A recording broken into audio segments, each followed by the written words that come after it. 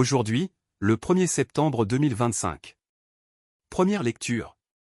Ceux qui se sont endormis, Dieu, par Jésus, les emmènera avec lui. Lecture de la première lettre de Saint Paul apôtre aux Thessaloniciens.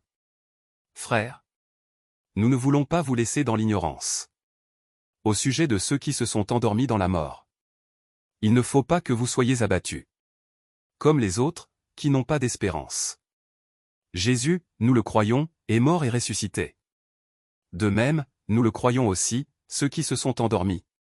Dieu, par Jésus, les emmènera avec lui.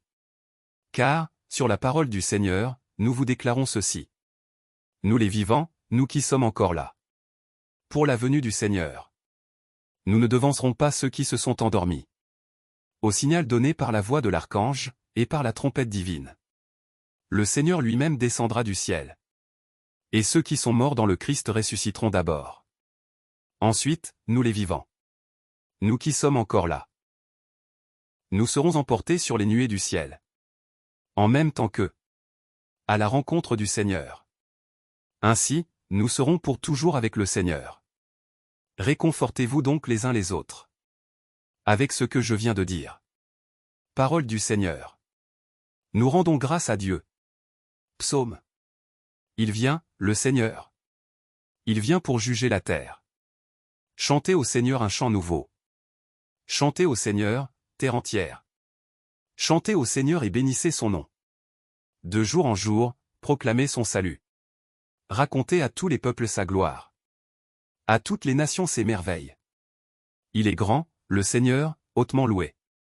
Redoutable au-dessus de tous les dieux. Néant, tous les dieux des nations. Joie au ciel. Exulte la terre. Les masses de la mer mugissent. La campagne tout entière est en fête. Les arbres des forêts dansent de joie. Devant la face du Seigneur, car il vient. Car il vient pour juger la terre. Évangile. Il m'a envoyé porter la bonne nouvelle aux pauvres. Aucun prophète ne trouve un accueil favorable dans son pays. Alléluia. Alléluia. L'Esprit du Seigneur est sur moi. Il m'a envoyé porter la bonne nouvelle aux pauvres. Alléluia. Évangile de Jésus-Christ selon saint Luc. En ce temps-là, Jésus vint à Nazareth, où il avait été élevé. Selon son habitude.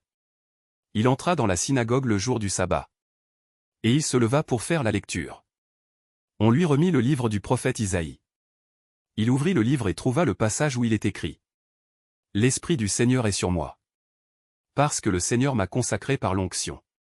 Il m'a envoyé porter la bonne nouvelle aux pauvres. Annoncer aux captifs leur libération. Et aux aveugles qu'ils retrouveront la vue. Remettre en liberté les opprimés. Annoncer une année favorable accordée par le Seigneur. Jésus referma le livre, le rendit aux servants et s'assit. Tous, dans la synagogue, avaient les yeux fixés sur lui. Alors il se mit à leur dire. Aujourd'hui s'accomplit. Ce passage de l'Écriture que vous venez d'entendre. Tous lui rendaient témoignage. Et s'étonnaient des paroles de grâce qui sortaient de sa bouche. Il se disait. N'est-ce pas là le fils de Joseph? Mais il leur dit. Sûrement vous allez me citer le dicton. Médecin, guéris-toi toi-même. Et me dire.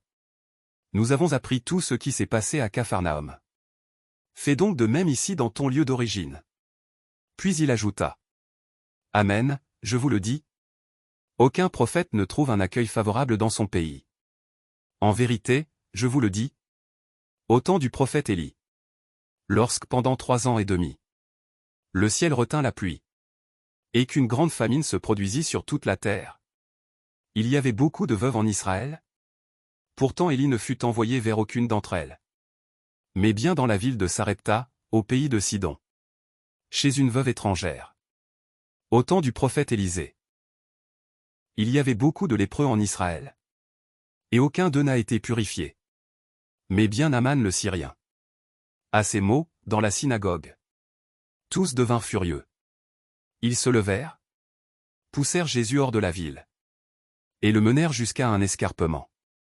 De la colline où leur ville est construite. Pour le précipiter en bas. Mais lui, passant au milieu d'eux. Allait son chemin. Acclamons la parole de Dieu. Louange à toi Seigneur Jésus.